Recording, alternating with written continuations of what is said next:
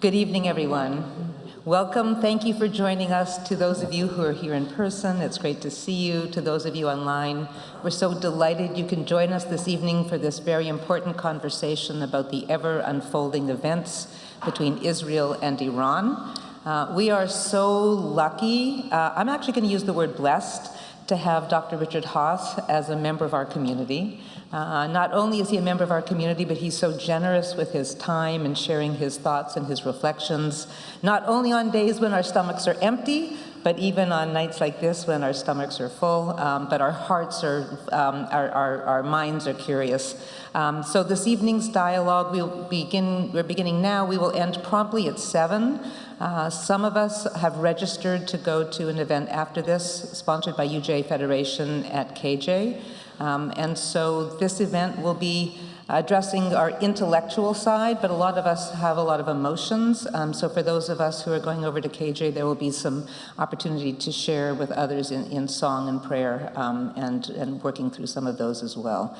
But this evening, to get started, we're delighted to have Dr. Richard Haass, as I said, a member of our community. He's a veteran diplomat and respected scholar of international relations. He's President Emeritus of the Council of Foreign Relations after having served as CFR's president for 20 years. He's also a senior counselor with Centerview Partners, an international investment banking advisory firm. Confirmed by the U.S. Senate to hold the rank of ambassador, Dr. Haass has also served as a U.S. coordinator for foreign policy towards the future of Afghanistan and the U.S. envoy to the Northern Ireland peace process. As a Rhodes Scholar, Dr. Haass holds a bachelor's degree from Oberlin College and a master's and doctorate of philosophy degrees from Oxford University. He is the author or editor of 14 books on American foreign policy, 1 book on management, and 1 on American democracy. And he's also the author of a weekly newsletter, Home and Away, published on Substack. Thank you for being here with us. And of course, Rabbi Elliot Cosgrove needs no introduction, so I'll leave it to the two of them. Thank you, Rabbi Kaufman. Would you like an introduction? I need, no, no. But Dr. Haass, thank you, as Rabbi Kaufman said, and thank you to Rabbi Kaufman and the entire team for putting this evening's program together on very short notice. As Rabbi Kaufman said, right now for the next hour is for the head. Those of us who have pre-registered for the solidarity convening with all the other communities, that begins at 7:30 p.m. immediately or soon thereafter. Dr. Haass, it's always good to see you. I see you in the pews all the time, but if I see you on this bima, it means it's either Yom Kippur or there's a crisis in this world, and we are certainly in a crisis moment. This evening's hour is billed as making sense of the moment, a briefing on Israel and Iran. Just to give it away, there are no surprises. What I'd like to do in these next 45 minutes before we open it up to questions is roughly ask how we got to this point, where things stand now, and how things could evolve from here. And then we'll open it up to all sorts of questions. So I'll begin with 2 words with a question mark. Why now? What precipitated Israel's attack on Iran's nuclear facilities now? Why now is a 2-word question, so you think I could give a 2-word answer, but I can't. It'll take a bit more than that. First of all, good to be here with this community. It's an important time. Plus, there's no pressure today. I figure if people don't like what I have to say, you can go out and have a drink afterwards. Yom Kippur, there's much more pressure. So this is relatively simple, but a serious time. Look, why now is not a simple question. Actually, there's a good Old Testament quality to this. In the Old Testament, there's literature about different kinds of wars, and actually take about commentary on the Old Testament by Maimonides. And Maimonides speaks about wars that the king had no choice but to undertake, and wars of discretion, essentially wars of choice. And I would argue that in this case, this was a war of choice by Israel. Doesn't mean it's good or bad, it just is a war in which Israel had other options. It hadn't exercised this one until now, which suggests there were other options. I want to circle back to that. The Prime Minister of Israel said that there was new information that Israel had, one way or another, garnered. Not clear what it was. It hasn't been made public. So it could be that there was new information about what Iran was either doing or likely to do. Could have been also a new assessment. Sometimes in intelligence, what matters is not a specific dot, if you will, but a connection. So it could have been that. I also think the context lent itself to it because of what Israel has done over the last, year and a half, since the horrific events of October 7th.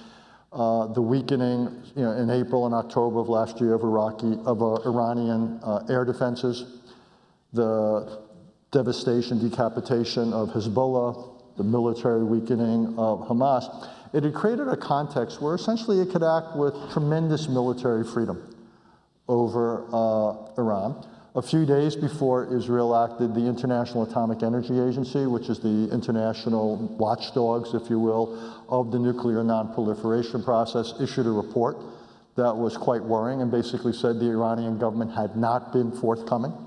And there were various activities going on that were at variance with previous declarations of theirs and their obligations. What we know is that Iran had done several things.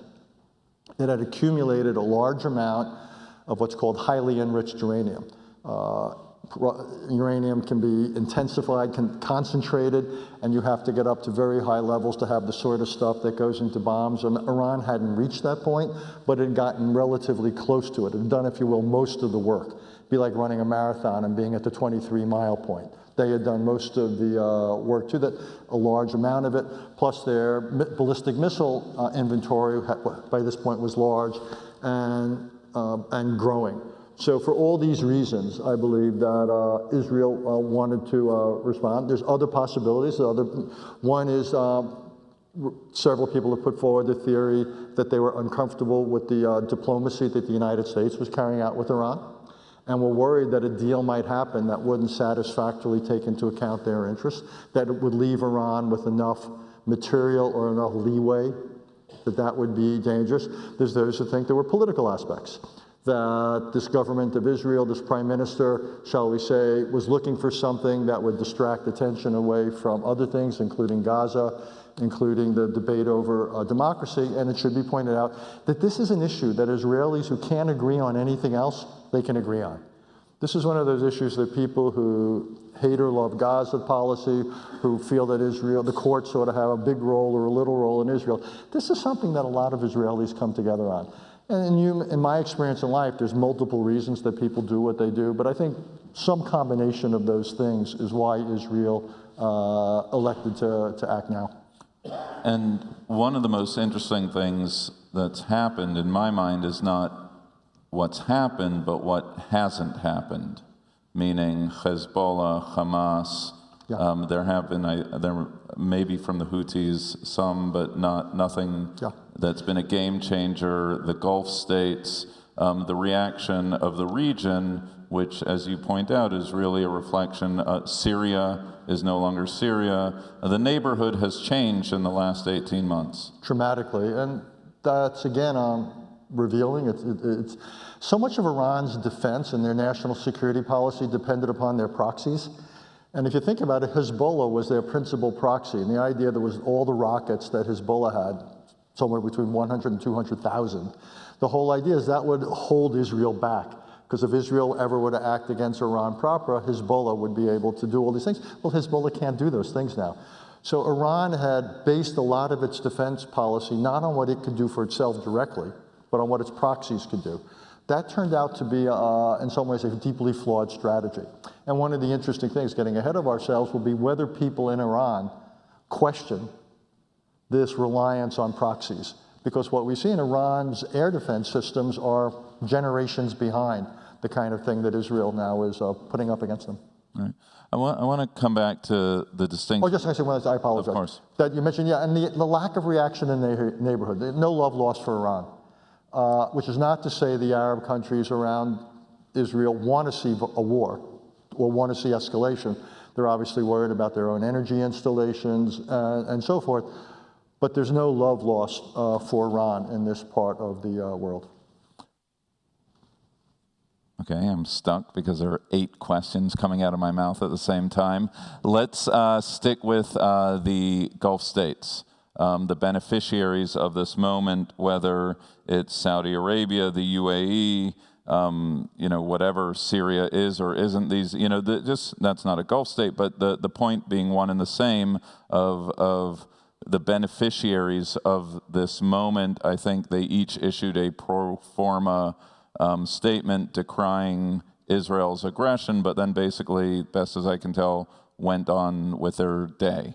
Is that also, and we... No, pretty much true. And my hunch is they did the least they felt they had to do, perhaps to placate a degree of domestic public opinion. But again, look, the Middle East has changed a lot. You have the Abraham Accords, you've got Egypt, Jordan, others have, relationships with Israel.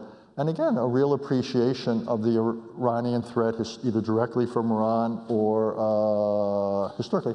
I should have mentioned one other thing, which is, in some ways, it's so big, I should have mentioned it, which is the other reason the why now is Israel had been watching what Iran had been doing for years with its nuclear program with alarm. And as awful as October 7th was, and I don't diminish it in any way, it was not an existential threat to the state of Israel, as horrific and as terrible as it was. An Iranian nuclear weapon is potentially an existential threat. So I see in Israel, what was potentially happening was seen as a qualitatively different sort of challenge that was coming down the road. And let me just say one other thing, at the risk of getting wonky for a second. When I mentioned before, Israel did it was a war of choice. What Israel did is what's known in the literature as a preventive military attack, a military attack against a gathering threat.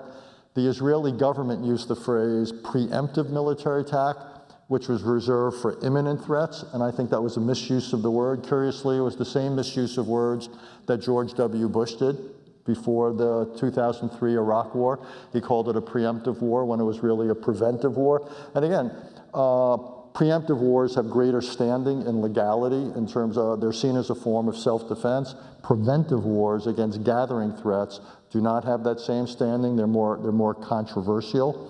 Can I just check you on that? Yes. Because based on what you said 5 minutes ago, isn't it premature to weigh in on whether this was preventive or preemptive? Meaning you yourself said, we don't know what new information Israel had. Yeah. So historians may reflect on that distinction, but we don't have the luxury of doing that. Here's why it's not inconsistent. Because even if we get information that Iran was reaching certain levels of capabilities, that's still different under international law than an imminent use of them.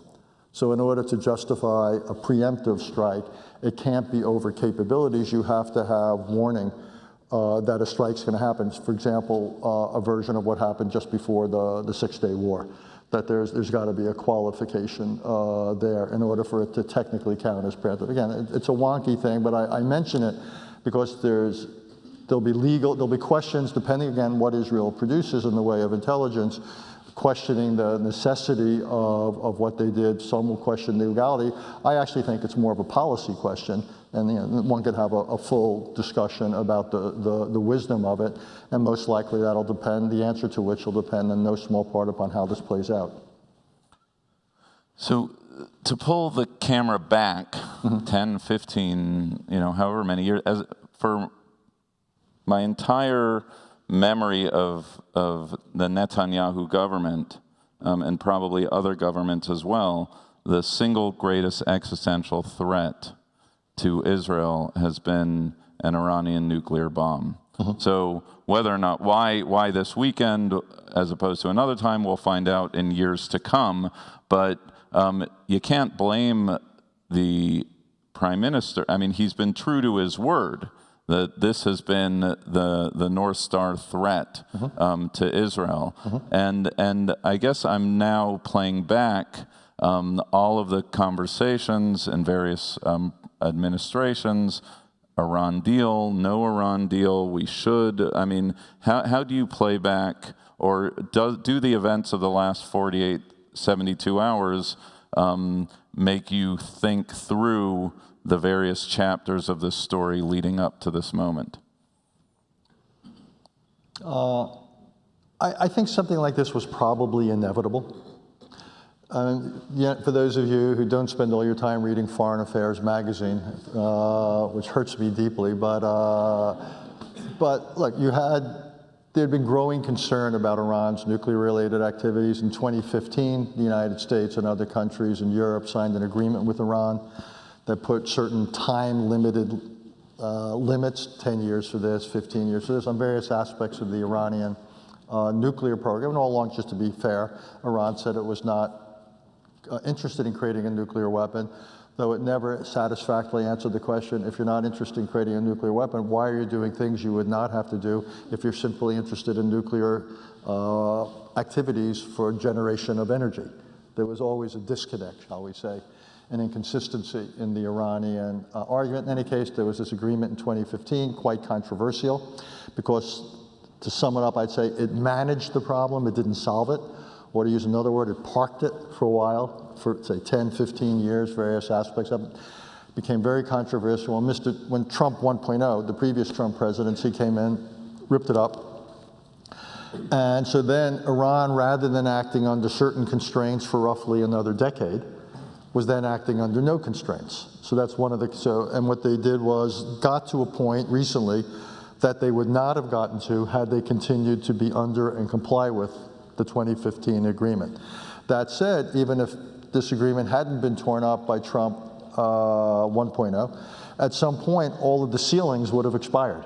So we would have gotten to this point, if not now, in say 5 years or whatever. So I think this day was likely inevitable. I think part of the bet of the Obama administration when they signed the agreement was that over the period, the lifespan of this agreement, they thought that regime evolution, if not change in Iran, was a high possibility. So they thought this would park the nuclear problem. Meanwhile, you'd have internal social, political dynamics in Iran, and ultimately the regime, to use an old word about the Cold War, would mellow, and then we wouldn't have to worry as much about capabilities. Needless to say, that didn't come to pass, but I do think this day was inevitable, given the nature of the Iranian program, the hostility between Iran and Israel. I mean, ever since '79, the Iranian regime has in many ways defined itself as anti-Zionist and anti-American.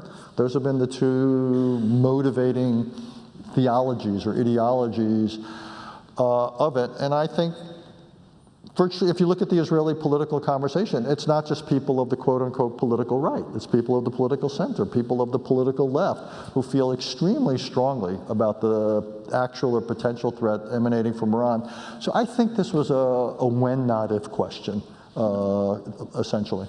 Which brings me back to the more philosophically minded point, which is if it was a matter of when, not if, right, whatever that expression is, if someone keeps saying that they're going to kill you, right, at a certain point, believe them, right, it is a principle on which the Iranian regime is based, destroy the Zionist entity, death to America, right? For me, this is an expression of Israel's self-determination, right? To recast a bit what I said on Friday night to the community, do unto others before they do unto you, right? So it was a matter of time.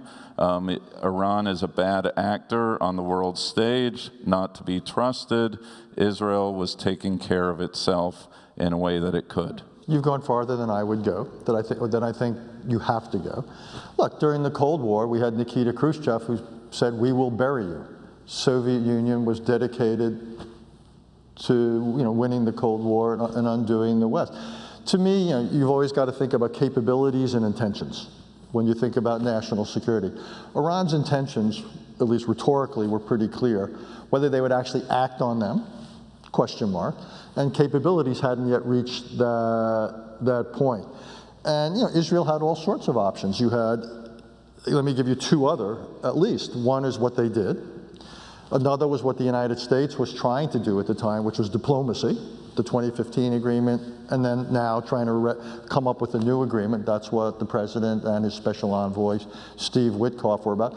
Another, the United States, when the Soviet Union developed nuclear weapons, our view was rather than carry out a preventive attack, which was discussed, in the late 40s and so forth. The United States chose deterrence. In principle, Israel could have done that. I'm not saying it would have been wise to, but Israel had a menu of options. So there was the question of when to act and how to act. And this is what foreign policy is about. They chose, in this case, to carry out an attack that really had two dimensions. One was or three dimensions. One was to continue to degrade military capabilities, air defenses, missile sites, whatever.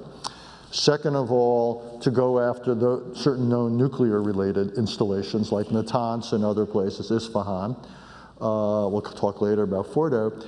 And then also to go after senior regime figures, which led a lot of analysts to conclude that Israel's goals were not just military, not just anti-nuclear, but also to promote regime change in Iran. Again, these things are not mutually exclusive, but that is what Israel in the end chose to do. But they did have, again, there's always options on whether to use force and then how to use force. And so that they chose to use force against this set of targets, but obviously they had other options.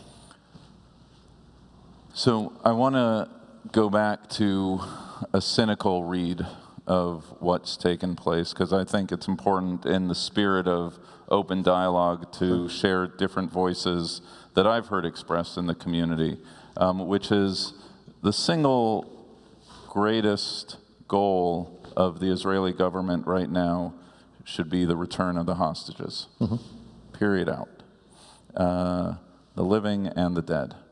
And that what's happened in the last 72 hours has not brought that goal closer now. If anything, it's made it less likely.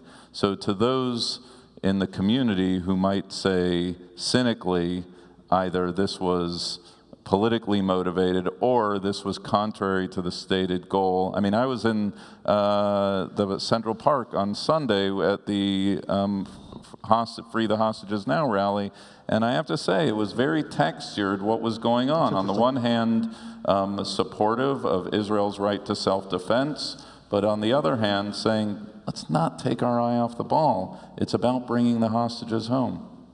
So I hadn't heard that argument. So let me give you multiple reactions while I'm sitting here.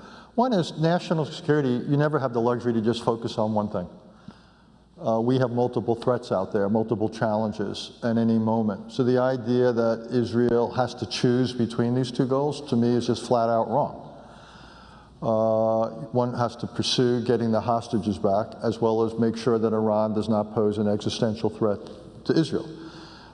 As awful as the hostage thing is, I also say it is not, I would say, an existential threat to Israel, without diminishing it, the awfulness of it in any way. Second of all, Israel has had 18 or 19 months of time, and still does have time, if you will, if it wants to make the hostages a priority, not for Israeli national security, but for Israel's approach to Gaza.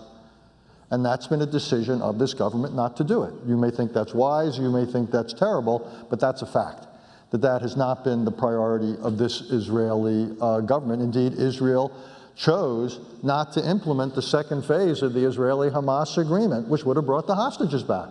Why? Because Israel didn't want to agree to an open-ended ceasefire and withdraw all of its military forces from Gaza.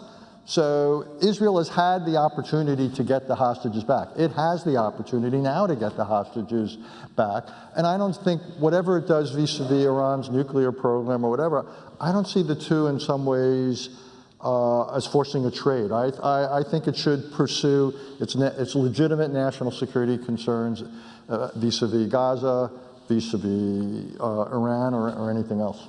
Okay, thank you. So what would constitute a victory here for Israel? You made mention of Fordo, yeah. Regime change. What would actually...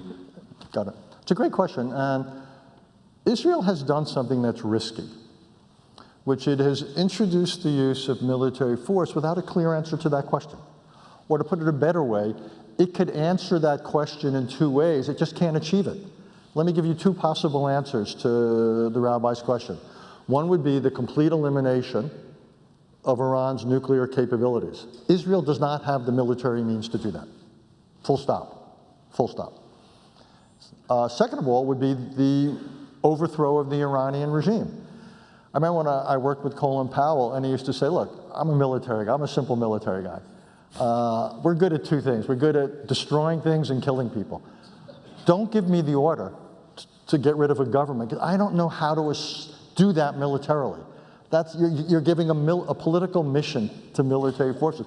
So Israel, if your goals are to de-nuke, if you will, denuclearize Iran or get a different government in Iran, neither one of those if the prime minister were to give those instructions, no Israeli general could salute and say, yes, sir, I will do that, because you can't assign those tasks to military forces in Israel right now.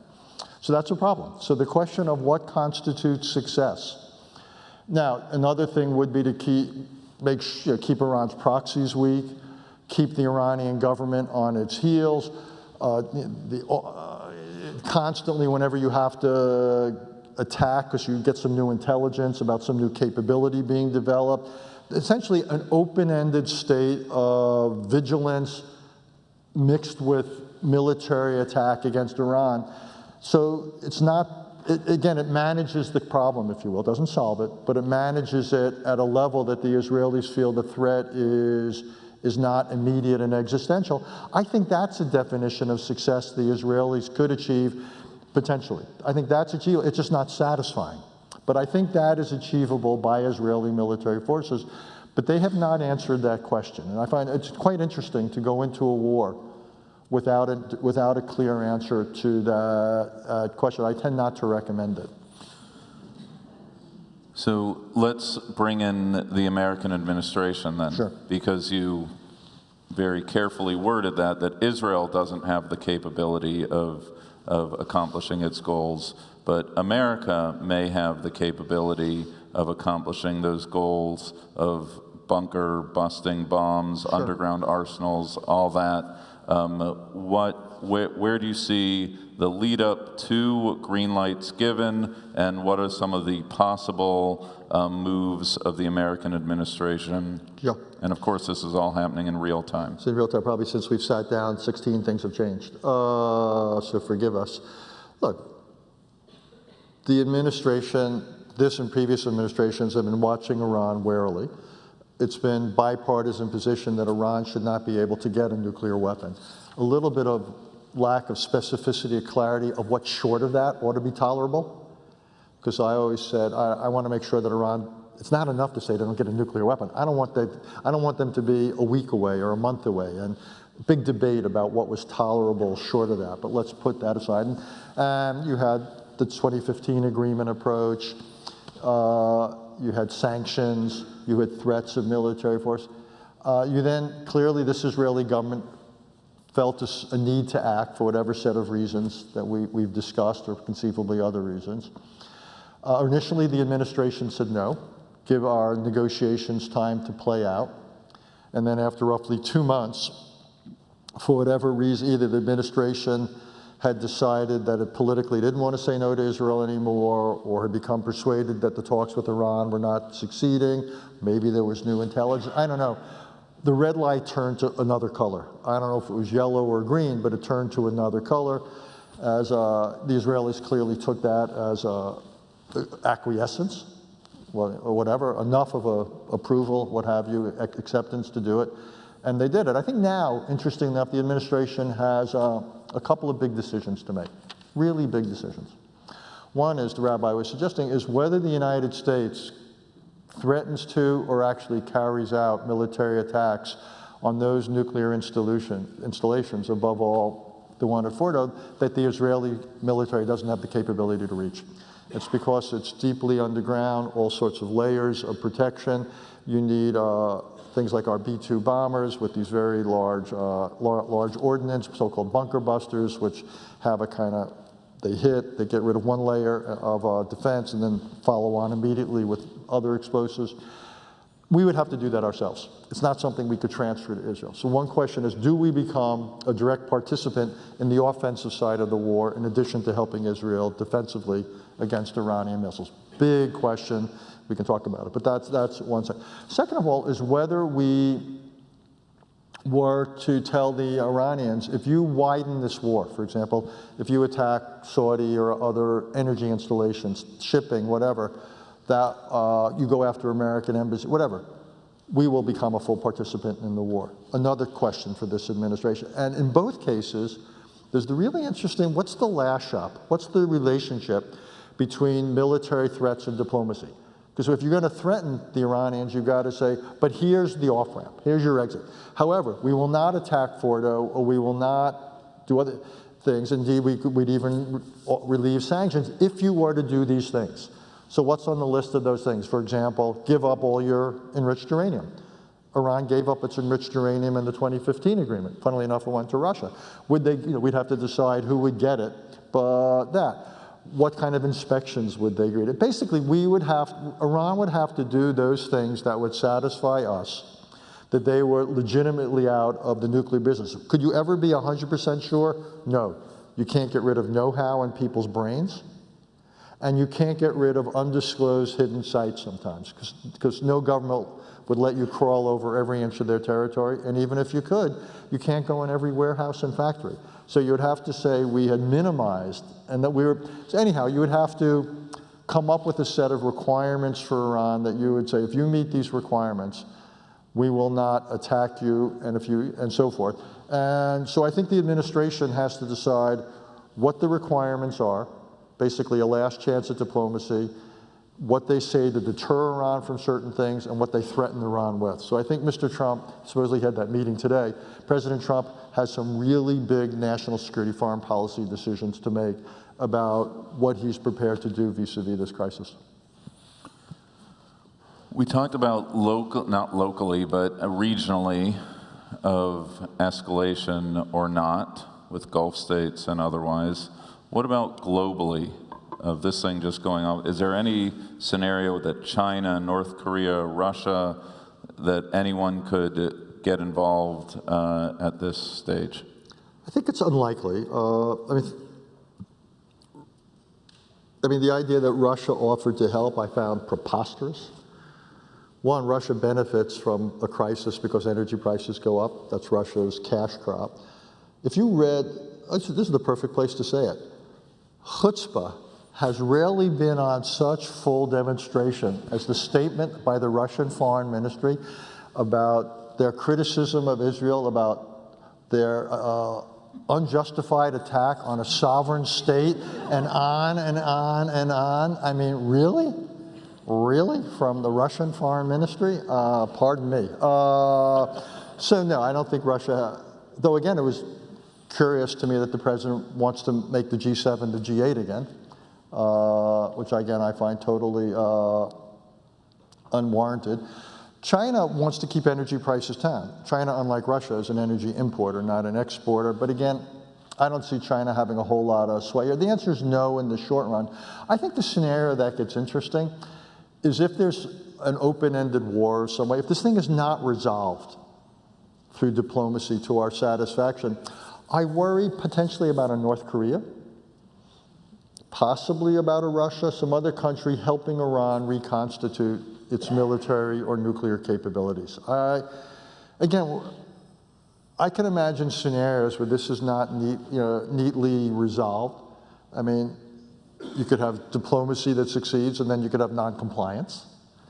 You could have a tax on Fordo, and we could get rid of 90% of known Iranian nuclear capabilities. That still leaves 10% we couldn't get rid of, and that leaves the unknown. And so reconstitution, and that gets at the whole question of what is the consequence of military action against Iran, and we can talk about Iran in a minute, on the strength of this regime. So the hope or expectation that in days or weeks we're going to have clarity here may be an unmet hope. But again, I said, so President Trump has to make these big decisions. So does the leadership of Iran.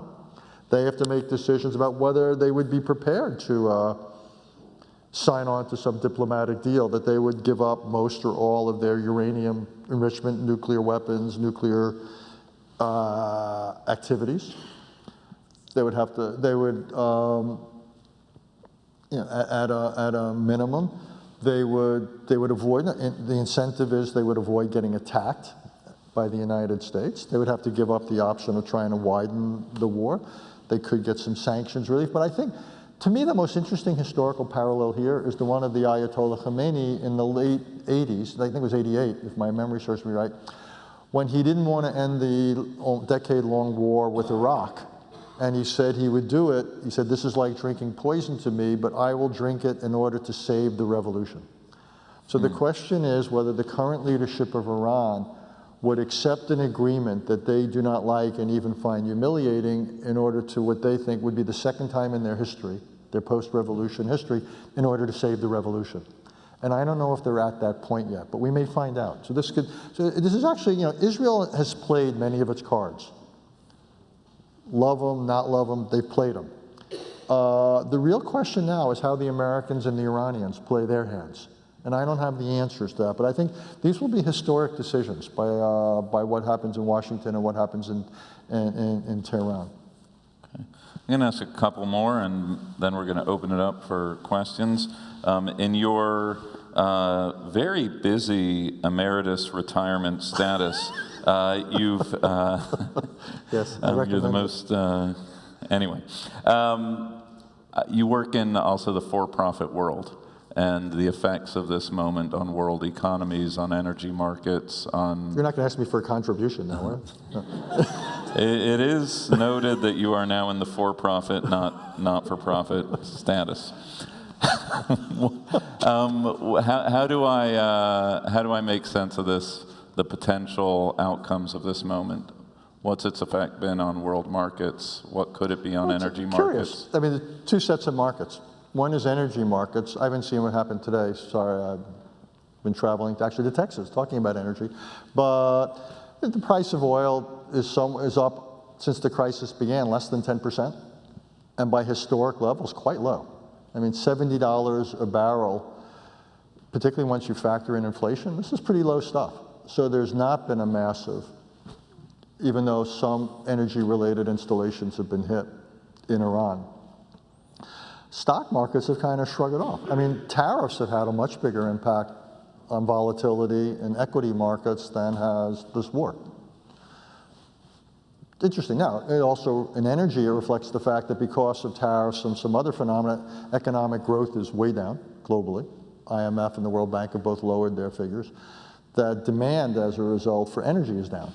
So there's a cushion, there's surplus in global energy markets right now. So if you're going to have a crisis and you don't want to see massive increases in energy prices, this is a good time because you've got a soft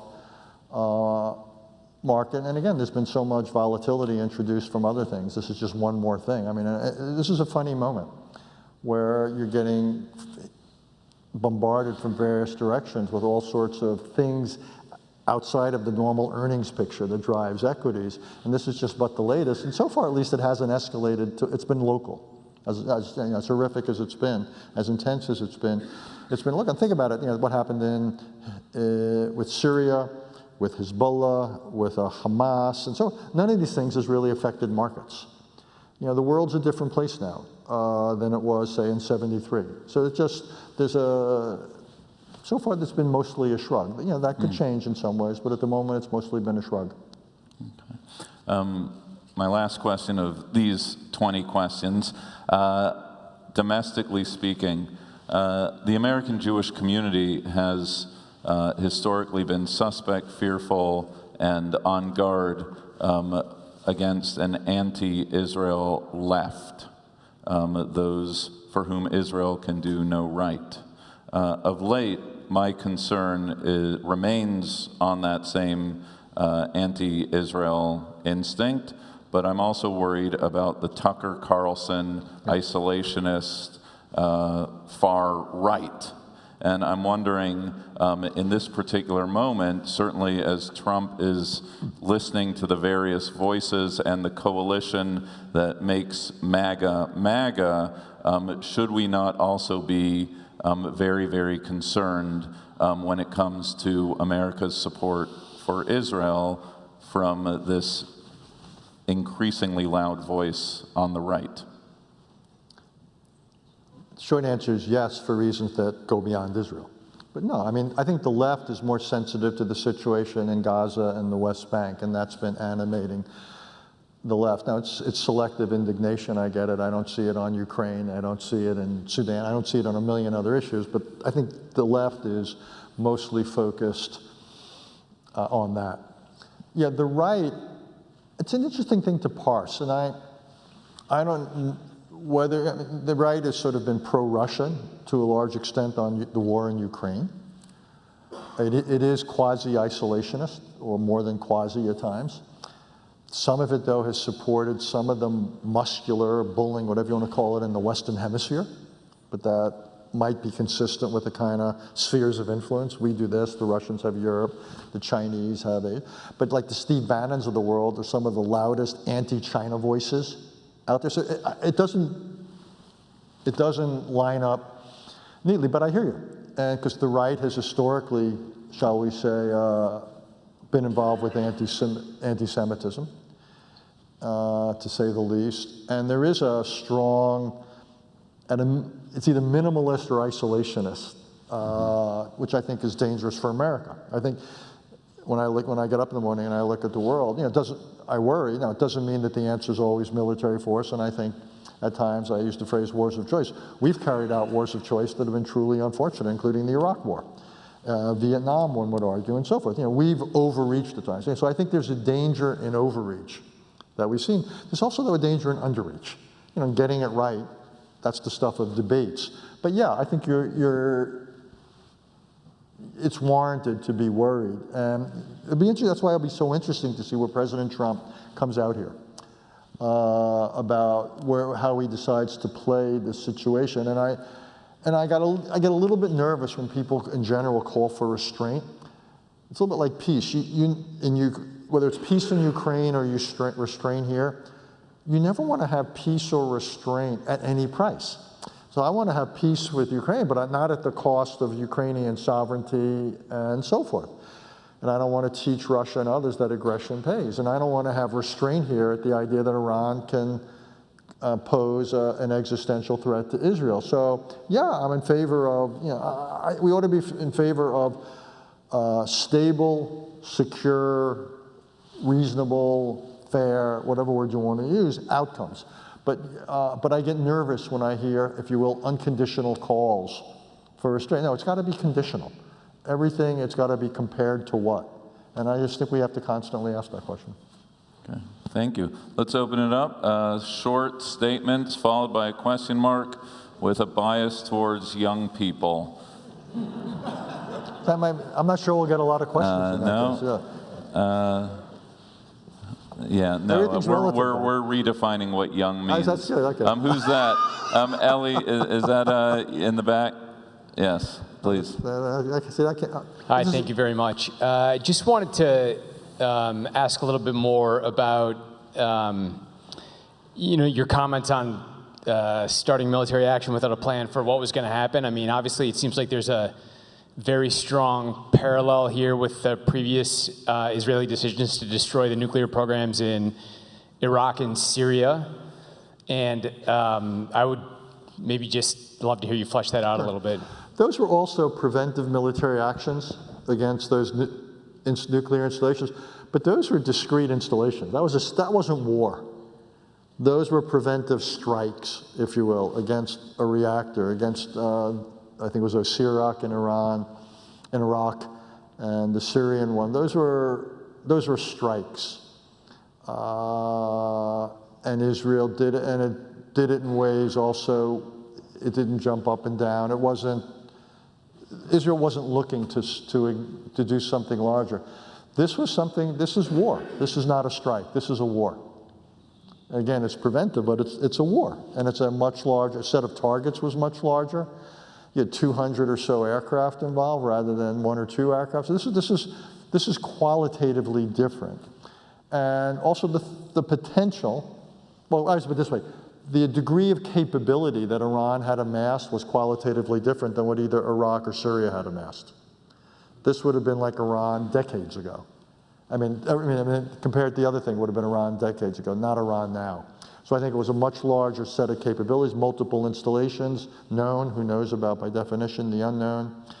a large amount of enriched uranium. So Iran was generations ahead of where either Iraq or Syria. What Israel did in the other two cases was kind of nip them in the bud.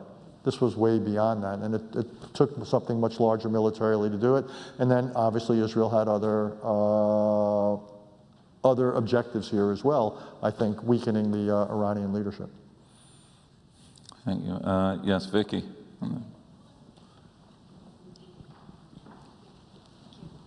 Thanks so much for coming. I have two questions. One, I read in the past that America had lent the B-52 to an ally.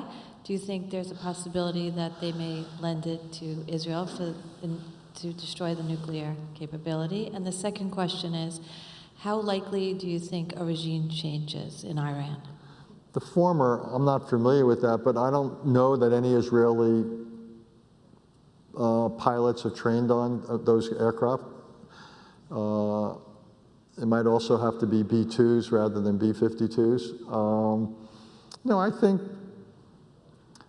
let me give you one piece of historical thing, because I was slightly involved in it.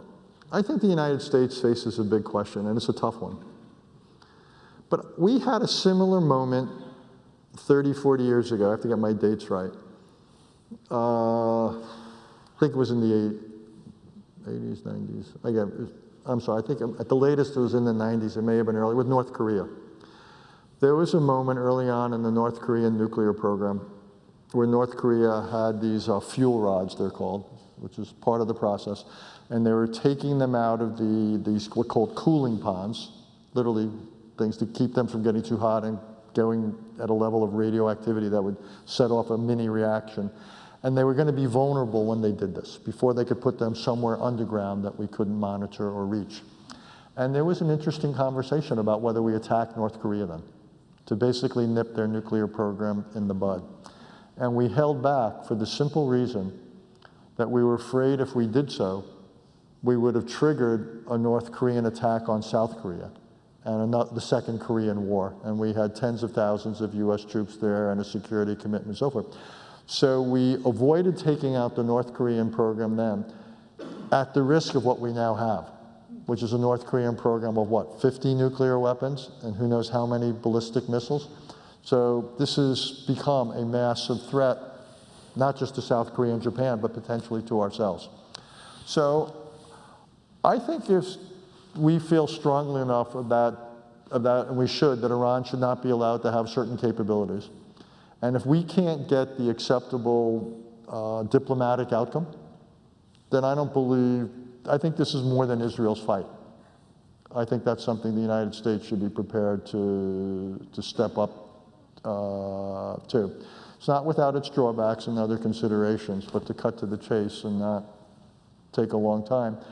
I think that's something that I think there's a pretty good argument for doing it.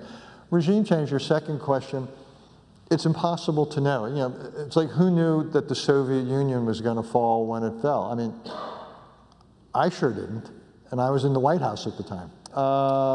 And the CIA wasn't predicting it every day. Certain people said, you know, there's signs of weakness, there's this, there's that, but it's a little bit like it only seems somewhat more obvious in hindsight. And so my hunch is we don't know. We don't know enough about the dynamics inside Iran right now. Let me say one other thing. We not only don't know if this regime is, if you will, ripe to fall, how close is it to the precipice, we don't know what would take its place. And you know, we've seen in other countries, like in Libya and elsewhere, when the ancien regime falls, what comes is not necessarily, in this case, you wouldn't necessarily have, 80 million Iranians reading the Federalist Papers in Farsi. Maybe, but not necessarily. And but in any case, I don't think you can base a foreign policy on it. That's my view. And so if you can try to promote it, you can try to be ready for it, to encourage certain outcomes, but I don't think an Israeli prime minister or an American president can say, this is our strategic objective, and we're going to do X, Y, and Z to bring it about. I don't think that's possible. Okay, I think we have, yes, sir, all the way up front. We hear about how long it's going to take for Iran to actually develop a nuclear weapon. I would think it would be a similarly difficult situation to deliver it. What's the situation with doing that? It's a good question. And is it even possible? Because Israel shoots down like 95% of what comes over. Okay. I mean, so Iran has come close to having the enriched uranium. It turns out, at the risk of saying more than I understand myself, Iran has enriched uranium, say, to 60, 70%. To get to 90+%, it's not, they've already done 90% because of the algorithms of what they got to do. So they're close. No doubt they could have enough enriched material for a half dozen, a dozen, whatever bombs. That's not the issue. What we seem to know less about is the weaponization side of it. Nuclear weapons require usually compression, blah, blah, blah. Anyhow, I'm not an engineer, as you've already figured out. We don't seem to know exactly how close the Iranians are. That's the kind of thing that they could do in hidden laboratories. We just don't know. It's also the kind of thing that others could help them with. North Korea, Russia. So again, there may be new intelligence that the Iranians had either developed or acquired something there to cut. Now, let me just make clear, the most recent intelligence estimates I'm familiar with, but again, it's been a while since I was in government, to say the least, a long time, but less than a year. The numbers I've seen between 6, 9 or so months. It's possible that something happened that those numbers got shrunk. I don't know. And then you got the question of delivery systems. Just because you have a weapon, could you put it on a ballistic missile? If so, with what accuracy? So there's lots of gray areas of uncertainty here. I think the question is, what uncertainty are you willing to live with? Again, a historical parallel. After 9/11, Dick Cheney and others used to talk about the 1% chance. Their tolerance of uncertainty, shall we say, had gone way down. My guess is Israel's tolerance for uncertainty went down after October 7th. And I just think that's part of the psychological approach one has to, look, it's a problem in government. You never know what you don't know. And you've got to say, do you go with worst possible case analyses? In this case, that Iran was days away or weeks away from a capability. And you may say, well, I'd rather err on that side than on being too sanguine. That's a legitimate position. Well, it seems that, right, I remember you telling me about our late friend Martin Indyck's assessment of, was it Kissinger who said that the goal is not peace, but that the goal is sort of this unstable, well, Henry felt that after the 73 war, if you go for peace, you would reach and not get it, and he thought what was achievable was non-belligerency and a stable status quo. And he thought by being too ambitious, you couldn't achieve what you did. And Martin came along and saying, actually, maybe we should have aimed higher. And several years later, we actually got there. Right, and here with whether it's Hezbollah, whether it's Hamas, whether it's Iran, you're seeing a consistent picture of Israel's policy now. We're not going to live with that instability. We're going to destroy you. Yeah, Israel has clearly has tried to change the rules of the game. Yeah. And has basically said, we're not going to allow you to threaten or attack us through your proxies. I think October 7th was a seminal moment in Israeli policy where the threat from proxies had crossed the line and had gone from more potential to actual. And Israel said, we're going to change the rules now. We're going to go after every one of the proxies, particularly Hezbollah and Hamas. And then we're going to go after Iran itself. And a big part of the Israeli conversation now, and it reminds me of Al Haig when he was Secretary of State, it's rather than fight the war through the proxies, it's to go to the source, to go to Iran. And that's what I think we're also seeing, is that the Israelis have said, again, we're not going to leave Iran as a kind of sanctuary. So we're going to go after your proxies. We've done that. And that freed Israel up to go after Iran because it didn't have to worry about the proxies, particularly Hezbollah. And I think that's what we're seeing. And is there something that you see Iran possibly doing? I mean, my great fear is that you back Iran in a corner and they're going to throw a punch of some magnitude that is just going to bring this to a next horrific level, whether that's I'm not sure what civilian populations, whether that is hitting other targets that Israel's just going It seems to me they have, what are their options then? They don't have much through the proxies. Their own capabilities seem pretty limited. They could widen the war against mainly their neighbors. They could do global terrorism and all that. Those are all possible. Probably their scariest immediate option might be some version of what's called a dirty bomb.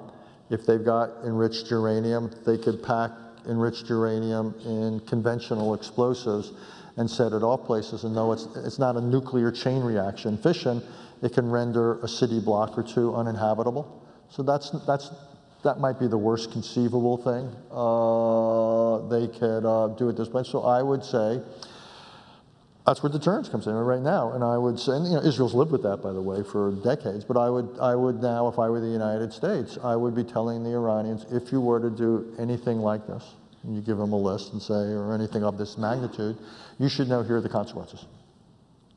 And maybe, we talked with Saddam Hussein, by the way, that if he used chemical or biological, we made it clear that our goal would switch to regime change. We would attack Iraq until we brought him down. And so we could do some version of that with Iran. So that's almost the negative side. The question is also whether, with those whether you can induce them. And I think that's worth trying. My view now is I would tell the president to do it in sequence or phases. I would put together a very, very demanding diplomatic outcome, backed by a credible threat of force, and give the Iranians a finite amount of time to meet it and see what happens. All right. Last question.